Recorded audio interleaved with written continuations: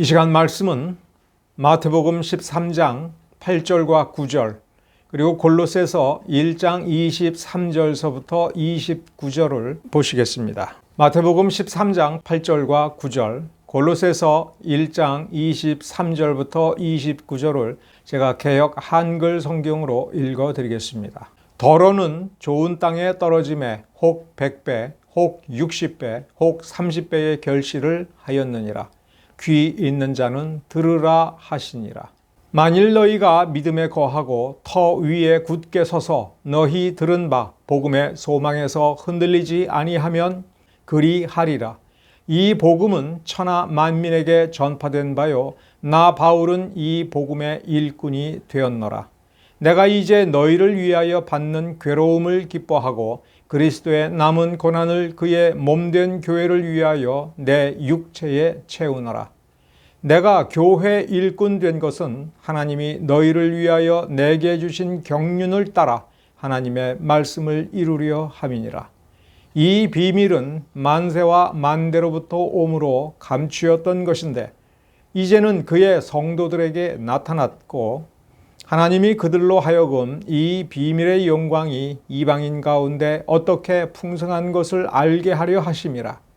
이 비밀은 너희 안에 계신 그리스도시니 곧 영광의 소망이니라.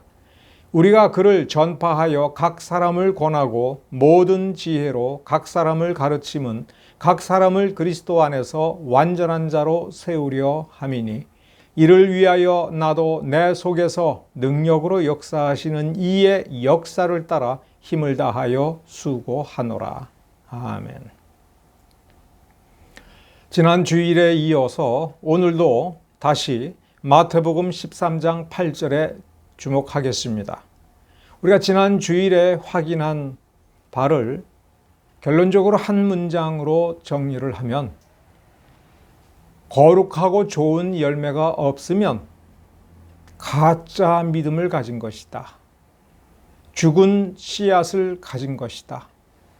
혹은 참된 씨앗을 뿌렸다 하더라도 빼앗기거나 소홀히 하여 전혀 열매가 없게 된 것이고 따라서 회개해야 된다 하는 것입니다.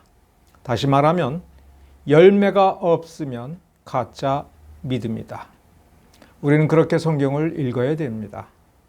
우리가 성경을 읽을 때에 우리가 정말로 주의를 해야 될 것은 우리 자신이 느끼는 그것, 옳다라고 생각하는 그것이 항상 옳은 것이 아니라고 하는 점입니다.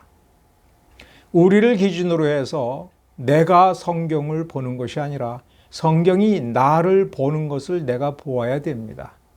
성경이 나를 어떻게 바라보고 있는가라고 하는 것을 우리 주님의 마음에서, 우리 주님의 생각 속에서 우리에게 들려주시는 그 음성을, 아니 그러한 메시지를 우리는 간파할 수 있어야 됩니다. 그 메시지는 무슨 계시로 주는 것이 아니라 그 본문 그 자체를 똑바로 읽는 것입니다. 우리는 사실 성경을 잘 못 봅니다. 성경을 똑바로 보지를 못할 때가 너무나도 많습니다. 그러므로 우리는 내가 이 성경을 지금 똑바로 보고 있는가를 더 많이 고민을 해야 됩니다. 나는 왜 이 성경을 이렇게 똑바로 보고 있지 못하지? 정말 내가 똑바로 보는 것일까? 그 점에 대해서 고민을 해야 됩니다. 왜 그렇습니까? 우리 가운데 여전히 죄가 만들어 놓은 부패와 불충분성, 오염이 있기 때문에 그렇습니다. 성경 전체를 읽고 확인해 보면 어떤 사람도 죽을 때까지, 죽는 그 순간까지 하나님 보시기에 완전한 자는 없었습니다. 원죄라고 하는 것이 무엇입니까? 아담이 죄를 지어서 죄인 되었다. 그래서 나도 죄인 되었다. 그것을 인정하는 그 정도 수준이 아닙니다. 죄로 인하여 아담뿐만 아니라 그 아담으로부터 대를 이어서 태어난 모든 사람은 그 모든 부분에 있어서 하나님께서 창조하신 그 최선의 상태에서 벗어나 있어서 하나님 보시기에는 올바로 작동하지 않는다 하는 겁니다. 우리의 생각, 우리의 감정, 혹은 우리의 이 피부 감각, 심지어 우리의 골격, 우리의 수명, 이 모든 것들이 죄의 오염, 죄의 부패가 스며들지 아니한 부분이 없습니다. 그래서 우리가 아무리 똑바로 성경을 본다고 하고 아무리 연구를 한다 할지라도 성령님께서 우리에게 다가오셔서 그 말씀이 무슨 뜻인지를 우리에게 가르쳐 주시고 인도해 주시지 아니한다면, 그리고 우리 선배님들이 평생에 걸쳐서 연구하여 도달한 어떤 것을 역시 성령의 도우심을 통해서 인도함을 받아서 내가 배우고 깨우치게 되는 그 경험이 없이는, 그 과정이 없이는 성경을 똑바로 보지 못한다 하는 것입니다. 우리가 죽을 때까지 하나님께서 인정하실 만큼 완전한 사람이 되지 못하는 것, 완벽하게 거룩한 사람이 되지 못한다는 것을 인정할 때에는 우리는 죽을 때까지 아무리 성경을 보아도 완전하게 똑바로 보지 못한다 하는 것입니다. 그래서 우리는 성령님을 끊임없이 의지해야 됩니다. 믿음의 선조들의 그 남겨진 굉장히 좋은 자료를 우리는 열심히 들여다보고 그 인도함을 받으면서도 늘 조심조심해야 됩니다. 왜냐하면 모든 위험은 우리 자신 속에 있기 때문에 그렇습니다. 내가 부족하기 때문에 그렇습니다. 여러분이 전도를 할 때에 제일 어려운 게 무엇입니까? 어떤 부분을 이 불신자들에게 납득을 시켜서 예수를 믿고 구세주로 받아들일 수밖에 없도록 설득하고 싶을 때에 제일 난감한 것이 무엇입니까? 죄인이라는 말일 것입니다. 불신자를 향하여 당신은 죄인입니다. 당신이 죄인이라는 것을 인정하십시오라고 할 때 정말 진심으로 맞아 내가 죄인이야 이렇게 인정할 수 있는 사람이 얼마나 되겠고, 사실은 정말 한 사람이라도 있을 수 있겠습니까? 만일 내가 전도하고자 하는 그 사람이 과거에 정말 큰 죄를 저질렀고 여러 번 실패를 해서, 그리고 그 실패가 죄라는 생각을 가질 수밖에 없을 때에 그래 맞아 나는 죄인이야 이렇게 고백하는 사람은 있을 수 있을 것입니다. 그런데 정말 그렇게 자기가 죄인이라고 인정할 수 있는 그 불신자는 왜 죄인이라고 인정할 수 있는 겁니까? 자기가 누가 봐도 죄라고 인정할 수 있는 그 행위를 했기 때문에, 법률을 어기는 죄를 졌기 때문에, 경찰관에게 잡혀보았기 때문에, 경찰관을 보면, 형사를 보면 왠지 잡혀갈 것 같은 두려움을 느끼는 그 어떤 행동을 했기 때문에 그의 양심 속에서 당신은 죄인이야, 이런 죄를 저질렀잖아, 이렇게 마음을 찌르는 것이지요. 그러나 그런 죄를 저지르지 아니한 사람 뭐라고 얘기합니까? 나는 죄 지은 적 없어. 그런데 왜 나를 죄인이라고 그래? 난 최선을 다해서 살았어. 왜 도대체 내가 죄인이야? 아마 그런 부르짖음을, 그런 항변을 많이 들을 것입니다. 교회 생활을 열심히 한 사람도 마찬가지입니다. 논리적으로는 신학책을 보면서 우리는 원죄를 짊어지고 있다. 예수께서 우리를 대신하여 십자가에 달려 돌아가셨고, 그래서 우리의 모든 죄, 과거와 현재와 미래의 모든 죄를 다 씻어 주셨다라고 하더라도 여전히 우리 가운데 있는 죄의 습관들, 죄의 그 부패의 잔존 결과들 가운데서 우리는 신음하고 있습니다. 우리는 죽어야 됩니다. 나이가 들면서 노쇠해집니다. 자꾸 기억력이 감퇴되면서 실수를 합니다. 이 모든 것들이 죄의 영향력입니다. 그 영향력 속에 있으면서도 내가 하나님 앞에서 죄인입니다라고 하면서도 우리가 성경을 읽을 때는 문득 내가 똑바로 읽을 줄 아는 사람인 것처럼 착각을 합니다. 그러면서 우리는 믿음 가운데에 우리의 욕망을 숨겨둘 때가 너무나도 많습니다.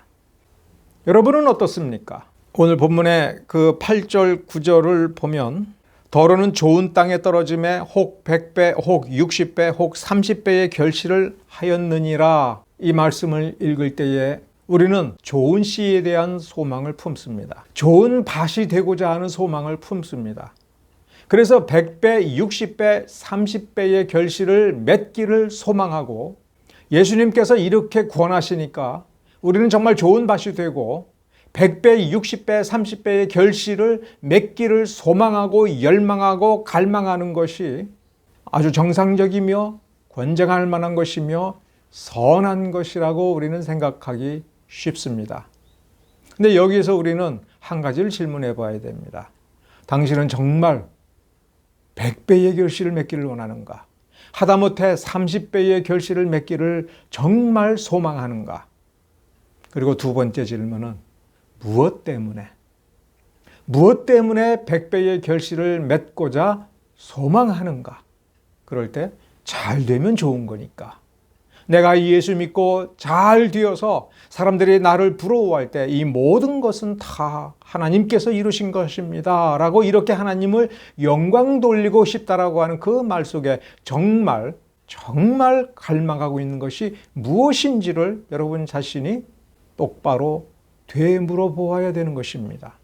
지금보다는 좀 더 편안한 삶, 꽃길이 펼쳐져 있는 삶, 그 삶을 살고 하나님 앞에 도달했을 때에 다른 사람들보다 더 많은 칭찬을 받고 다른 사람들보다도 영광된 자리에 좀 더 가까이 다가가고 싶은, 그래서 미성숙한 제자들이 철없이 주님께 어머니를 통해서 부탁했던 거, 예수님의 좌편과 우편에는 내 아들들을 앉혀주십시오라고 하는 그 어머니의 소망이 정말 겉보기에는 거룩한 열정을 닮았지만 속에서는 다른 어떤 제자들보다도 뛰어나고 싶다.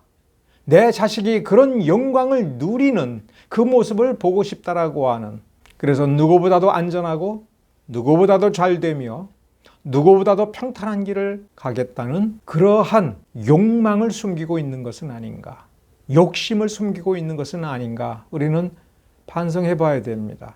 본문을 묵상하면 할수록 때로는 잘못된 판단을 하고 잘못된 결론을 내리기가 너무나도 쉽습니다.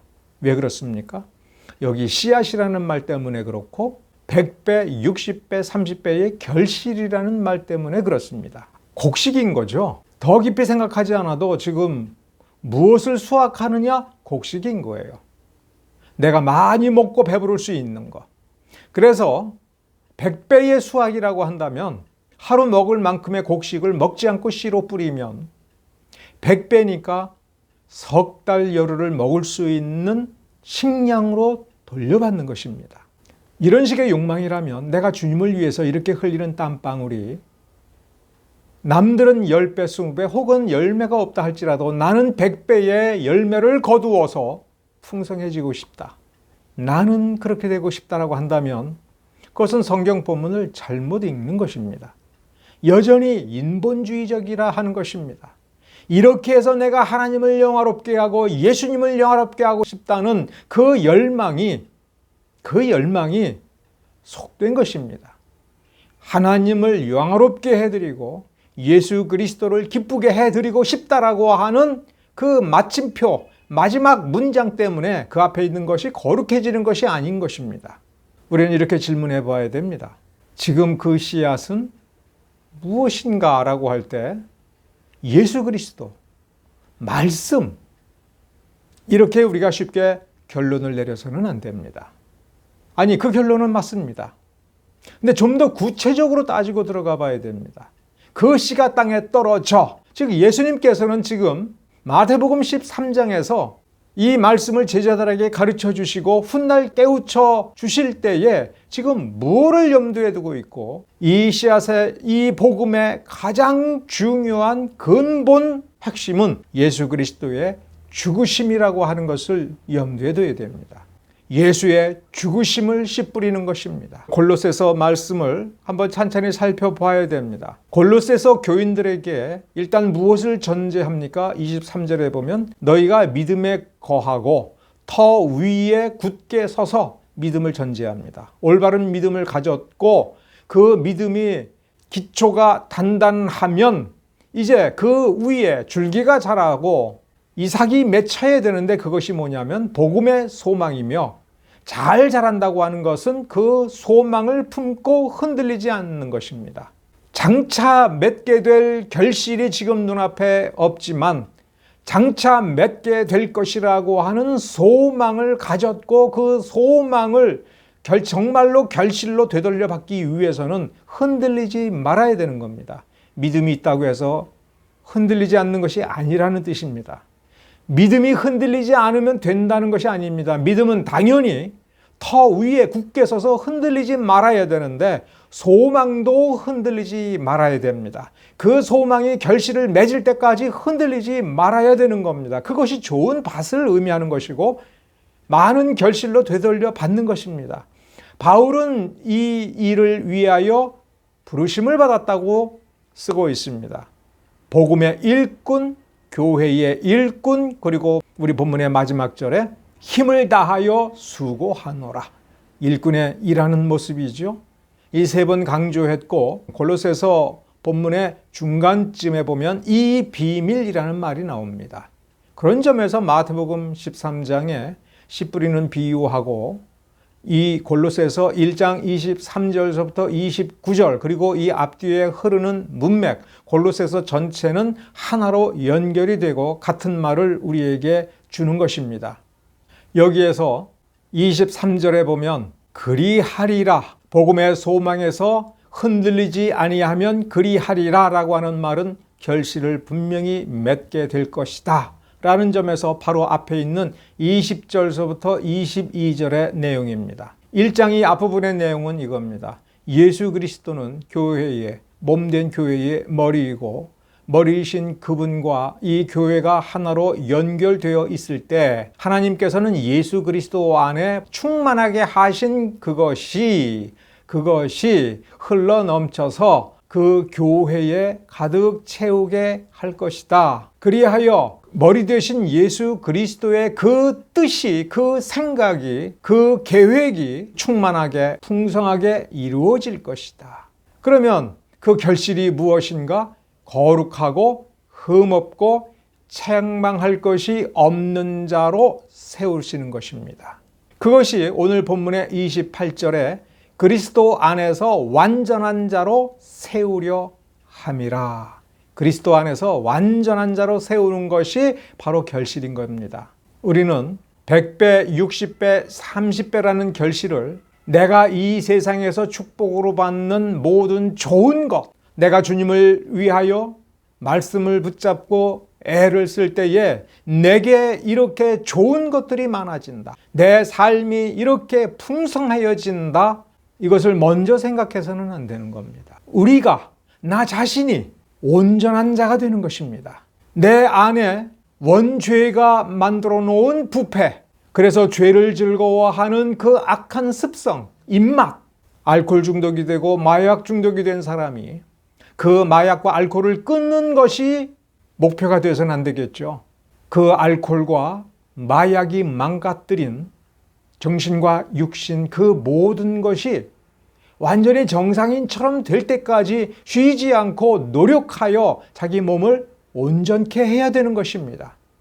우리 속에 침투해 들어와서 우리의 인식의 틀을 바꾸고 우리의 습관을 바꾸고 우리의 사고 방식을 바꾸어 놓았다면 그것을 하나님께서 창조하신 그대로의 선한 상태로 우리가 되돌아가야 되는 것입니다. 빨리 되돌아가서 그리고 되돌아가는 과정에서 우리는 선한 영향력을 주변에 미치는 것입니다. 골로새서는 그 목적을 충실하게 펼쳐서 설명하여 우리에게 가르쳐주고 있습니다. 그래서 우리는 내가 무엇을 모르는가를 더 많이 생각을 해봐야 됩니다. 나는 정상이다. 네가 진리라고 생각하여 나에게 가르쳐주는 건 아무리 생각해봐도 진리 같지가 않아. 나를 한번 설득해봐. 나를 설득하지 못하면 소용이 없는 거야. 이런 식이 되어서는 안 됩니다. 나는 아직 부족하다. 내가 아직 모르는 것이 너무나도 많다. 나는 좀 더 깊이 들여다보고 하나님의 진리의 깊은 것을 깨우치면서 마치 번데기가 그 껍질을 깨고 나와서 나비가 되는 것처럼 내 자신이 완전히 탈바꿈 되어야 된다. 그렇게 우리 자신을 다그쳐야 되는 것입니다. 이사야 57장 15절부터 21절을 훑어보면 묘한 말이 있습니다. 지존무상하며 영원히 거하며 거룩하다 이름하는 자가 이같이 말씀하시되 라는 말로 15절은 시작을 합니다. 사람을, 이스라엘을, 유다를 심판하실 때 그 근본 원인이 무엇인가를 규정할 때 탐심 때문이다. 탐욕 때문이다. 탐심을 따라 자기 마음대로 생각하는 대로 길을 갔기 때문에 처벌하셨다 이렇게 얘기합니다. 그러면서 이렇게 탐심을 따라서 자기 마음대로 자기 길을 자기 소견대로 갔을 때에 악인들은 그 본성을 들여다보면 진흙과 더러운 것을 늘 솟구쳐내는 끊임없이 요동하는 바다와 같다고 쓰고 있습니다. 그것을 20절에 안정치 못하고 평안히 잠잠하지 못하고 계속 무언가가 솟구쳐 나오고 요동친다라고 되어 있습니다. 그래서 21절에는 악인에게는 평강이 없다 이렇게 쓰셨습니다. 악인은 늘 불안한 거구나 이렇게 생각해서는 안 됩니다. 하나님이 주는 평강이 없다고 생각을 해야 됩니다. 그런데 이사야 57장 1절은 아주 묘한 말로 시작하고 있습니다. 의인이 죽을지라도 마음에 두지 않고 자비로운 자들이, 자비를 베푸는 자들이 죽을 때에도 악인들은 이 사람들이 왜 죽는지를 모른다. 아니, 이거를 좀 더 잘 설명하면 이런 말입니다. 자비를 베풀고 선을 행하던 자들이 죽는 거를 보고 이 악인들은 저거 봐라, 저거 봐라. 아무 소용이 없잖아. 왜 저렇게 죽어? 저렇게 선을 베풀고 그래서 정말 하나님이 살아계시면 정말 무병장수해야 될 텐데 봐라. 의를 행한다랍시고 압축되던 사람이 저렇게 돌에 맞아 죽고 저렇게 비참하게 죽고 저렇게 어디 끌려가서 죽고 봐라. 왜 저렇게 죽어? 그러면서 자기 자신의 그 의롭지 않고 자비를 베풀지 않고 어렵고 비참한 삶을 살아가는 사람들을 불쌍히 여기지 않는 자신의 삶에 대해서 매우 평안하게 생각한다 하는 겁니다. 하나님이 주시는 참 평안이 없는데 있는 걸로 생각을 하고 자기가 행하는 것을 통해서 정말 30배, 60배, 100배의 수익을 거둬들여서 다른 누구보다도 풍족하게 살 때에 편안하게 마음을 먹고 편안하게 행복하게 잘 살고 있다 하는 것입니다. 하나님이 주시는 참 평안이 없다는 건 어느 날 느닷없이 하나님께서 심판하신다는 뜻입니다. 하나님의 심판을 벗어날 수 없다라는 것입니다. 마음에 두지 않는다라고 하니 그 마음에 자신과 이질적인 것이 들어가 있지 아니하므로 마음이 평안한 것입니다. 골로새서 3장 5절과 6절에 보면 우리들에게 이렇게 권면합니다. 땅에 있는 지체를 죽이라. 음란과 부정과 사욕과 악한 정욕과 탐심이니 탐심은 우상 숭배니라. 마태복음 13장 8절과 9절로 돌아가 보면 예수 그리스도의 복음을 받아들이고 예수 그리스도의 말씀을 생각하고 하나님의 능력을 생각하면서 나는 믿습니다. 나는 예수를 나의 구세주로 믿습니다. 나는 예배를 드립니다. 하나님의 은혜를 의지합니다. 나의 나 된 것은 하나님께서 베풀어 주신 은혜와 권능 때문입니다라고 고백하면서 그러니 내게 100배의 결실을 주십시오. 60배의 결실을 주십시오. 아니 30배라도 좋습니다라고 이야기할 때에 그 갈망의 그 이면 마음속 깊은 곳에 예수 그리스도를 믿는다라고 고백하는 그 고백의 뒤편에 우리의 탐심과 욕망을 숨기고 있다면 우리는 벌을 받을 것이다라고 주님께서 가르치시는 것입니다. 누구에게 쓴 문장입니까? 마태복음 13장은 지금 제자들, 사도들이 될 사람들에게 이미 예수님께서 선택하여 데리고 다니면서 말씀을 가르치고 모르는 것을 깨우쳐주고 수많은 이적을 볼 뿐만 아니라 예수의 이름으로 각처에 다니면서 이적을 행해온 그들에게 가르쳐 주시는 말씀이며 골로새 말씀은 바로 골로새 교인들에게 가르쳐 주는 것입니다. 탐심은 우상숭배라고 했습니다. 이것들을 인하여 하나님의 진노가 임하느니라라는 말씀을 왜 예수의 이름을 믿고 있는 구원을 받아서 예배를 드리고 교회를 세우고 교회를 유지하고 있는 골로새 사람들, 골로새 교인들에게 이 말씀을 왜 경고로 주십니까? 우리도 마찬가지입니다. 하나님을 위한다라고 하는 그 주장 속에 이기심이 숨어 있고 나의 영광을 바라는 갈망이 숨어 있을 수 있다 하는 것입니다. 우리는 다른 누군가의 도움을 받지 않고는 내 뒷모습을 알 수가 없습니다. 누군가가 내 등에 뭐가 묻었다라고 말해주지 않으면 나는 알 수가 없습니다.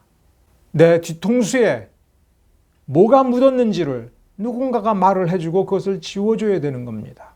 나는 이렇게 믿습니다라고 하는 내 앞에 있는 것을 하나님 앞에 내어놓으면서 눈물로 하나님을 위하여 기도한다고 하면서 내 뒤에서 나의 탐심이 자라고 있다면 우리는 30배, 60배, 100배의 결실을 우리는 흠모해서는 안 될 것입니다. 골로새서 1장 27절에 너희 안에 계신 그리스도요 영광의 소망이라고 써 있습니다. 너희 안에 계신 그리스도가 너희 안에 계셨으니 그리스도께서 전능하신 능력자이니 그 안에서 능력을 발휘한다. 이렇게만 생각해서는 안 됩니다. 우리가 주님을 모셨으니 그래 주님은 살아계신 하나님이요 인격자이시니 내 안에서 마음대로 무언가를 하시겠지. 주님 한번 해보세요. 내 문제를 해결해 보세요. 왜 내가 이렇습니까? 해결해 주신다면서요. 능력자이시라면서요. 이러면서 주님께 따진다면 우리는 패역한 자와 다를 바가 없습니다.